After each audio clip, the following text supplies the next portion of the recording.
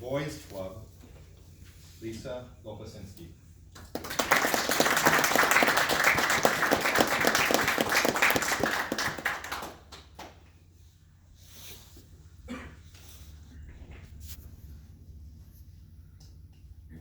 I sat in that chair, trying to appear calm and confident, while inside I was anything but. Across the large desk from me sat a man 10 or 12 years my senior, in the most expensive business suit I had ever seen at the age of 27. Lisa, there are not a lot of women in this industry. I don't know why, so don't ask. And if you're here to push some kind of feminist agenda, just wrap it up now. I don't have time for it. No agenda, I'm just here for the job. In spite of his concern that I might be a feminist infiltrating his office, I did get the job. I was one of 25 financial advisors in his employ. 3 of us were women. That put us at a ratio of 12%. The industry at the time had an average of 10. We were a little bit ahead. How does that compare to today? 17% of all client-facing lead advisors are women. 20 years? It's an improvement, but not very much in that time. What might that be? Well, I can tell you from experience, that boys club environment was challenging. One of the most challenging was events after work, sometimes involving clients, oftentimes just coworkers. We might go to a sporting event, local bar. Often, I was ignored, as if I wasn't even there. Other times, we'd be talking. After a drink or two, conversations would turn to insulting each other and insulting women. And I'm ashamed to admit, there were times when I was sexually harassed at these events and even propositioned by coworkers. I didn't report it, I said nothing. I didn't want to appear to be that feminist with the agenda and risk losing my job.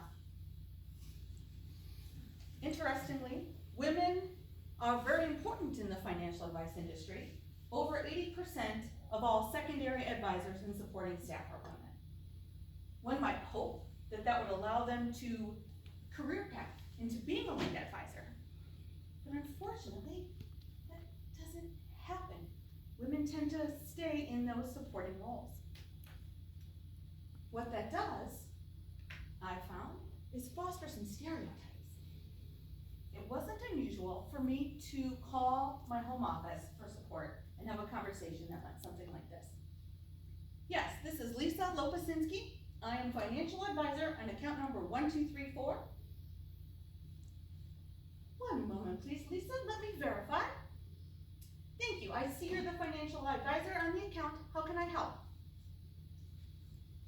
Yeah, the client wants to change beneficiaries. Can you tell me what form I need for that? One moment, please. You can tell the financial advisor that he will need the client to sign Form ABC. I see some of you smiling, you heard that, right? Even though that person verified me as the advisor on the account, the default was to hear a woman's voice and speak to me as if I were a support staff person and not the advisor. Even worse, women make 55% less than men in the financial advice industry. Why might that be? One reason is they tend to stay in those supporting roles.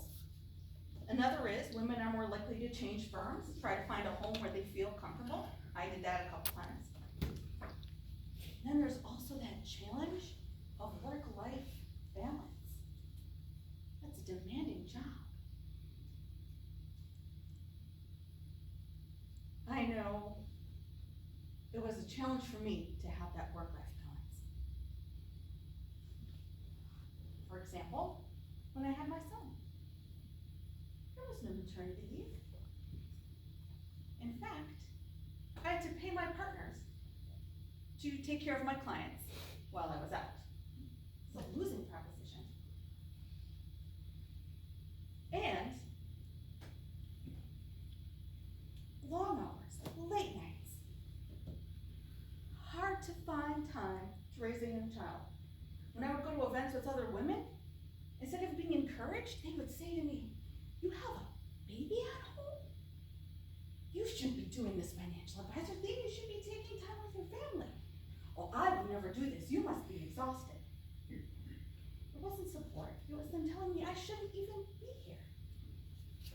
But the thing that finally convinced me to leave the industry was one late night, after many late nights, tucking my son in. He's about 6. And he says to me, "Mom, I miss you. Will you be home at all for supper this week?"